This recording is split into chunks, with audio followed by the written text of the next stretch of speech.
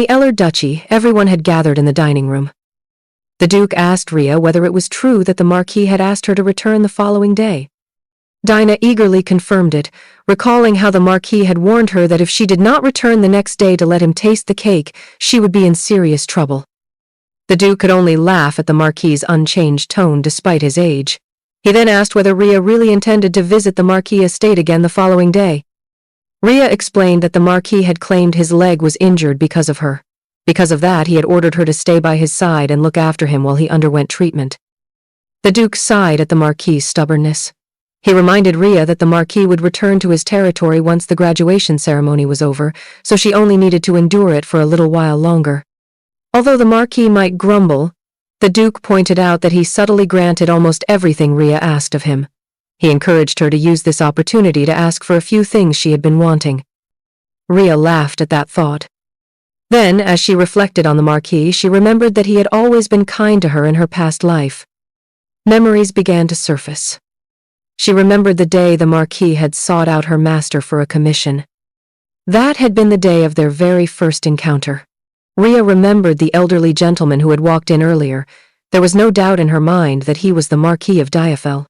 She recognized him immediately because he looked exactly like the portrait she had seen before. What surprised her was the fact that he had sought out the Information Guild immediately after arriving in the capital. Ria could not help but wonder if there was something behind it. As the Marquis left his master's room, Ria noticed his grim expression and wondered whether his request had not gone well. Then, without warning, the Marquis's cane stumbled beneath him. His balance faltered, and he was about to fall. Ria quickly moved forward and caught him. She immediately checked on him, asking whether he was all right. Afterward, Ria served him some desserts, offering him her favorite cake and tea and encouraging him to take a moment to rest and enjoy them. The Marquis thanked her and took a bite. His expression immediately changed with surprise. He found the cake delicious and remarked that he should come by more often. Ria smiled brightly and encouraged him to visit as often as he liked. At the time, Ria had thought he was simply being polite. But the Marquis actually became a regular patron of the cafe. Whenever they talked, their relationship gradually began to feel like that of a grandfather and granddaughter. Ria's memories were interrupted when she heard the Duke speaking again. He noticed that the Duchess had become unusually quiet and asked whether something was troubling her. The Duchess explained that the snowfall was quite unusual. If the weather was already like this in the capital, she could only imagine how severe it must be in the ducal territory.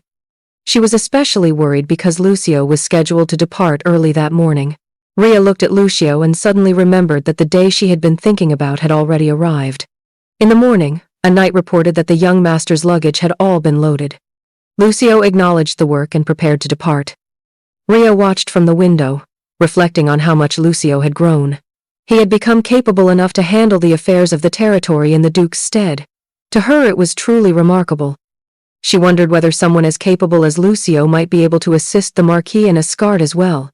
Then memories from her past life suddenly resurfaced. She remembered being in her master's room and asking about the guest who had visited that day. She wanted to confirm whether he had been the Marquis of Diafel and asked who had been assigned to handle his request. Her master simply answered that an expert had been assigned. Ria immediately understood what the Marquis was trying to do. He was searching for the lost Grand Princess. But her master explained that it was an almost impossible task. Ria was shocked and questioned why. Her master explained that nearly 2 decades had passed since a newborn infant had vanished without a trace. Even after all that time, not a single clue remained. To continue holding on to such blind optimism, he believed, was almost delusional. Ria struggled to accept it. Her master then explained that he had already informed the Marquis that the probability of finding the lost Grand Princess was absolutely 0. However, the Marquis had stubbornly insisted on pursuing the search, leaving him with no choice but to accept the commission. He also told Ria not to trouble herself over it. Back in the present, Ria sadly looked at Lucio through the window. She thought about how, even though she had returned to the past, she was still just an ordinary child. But if it were Lucio... Suddenly, Lucio looked up. His expression became serious as his gaze turned toward the window. Ria immediately hid and covered her mouth in shock. Their eyes had met. Startled, Ria slowly looked toward the window again, wondering whether their eyes had actually met. But when she looked down at the place where Lucio had been standing, he was already gone. Ria realized that he had departed. She then remembered that ever since she had returned the library key, she had not properly encountered Lucio again. Holding onto the glass window with a sad expression, Ria quietly spoke Lucio's name. Several days passed as Ria continued to fret over everything while frequently visiting the Marquee estate. During one of those visits, Dana happily enjoyed herself despite the cold. Ria asked whether the young lady was really not feeling cold, but Dana cheerfully insisted that it was nothing compared to the Duke's castle. Suddenly, Ascart came running toward them. Ria noticed him and greeted him as the young lord. Ascart was gasping for breath as he asked whether they had already arrived. He explained that he had just sent a message to the ducal estate telling them not to come that day. Ria immediately became worried and wondered whether the Marquis's condition had suddenly worsened. Ascart quickly reassured her that nothing was wrong with the Marquis. The reason was simply that his parents had.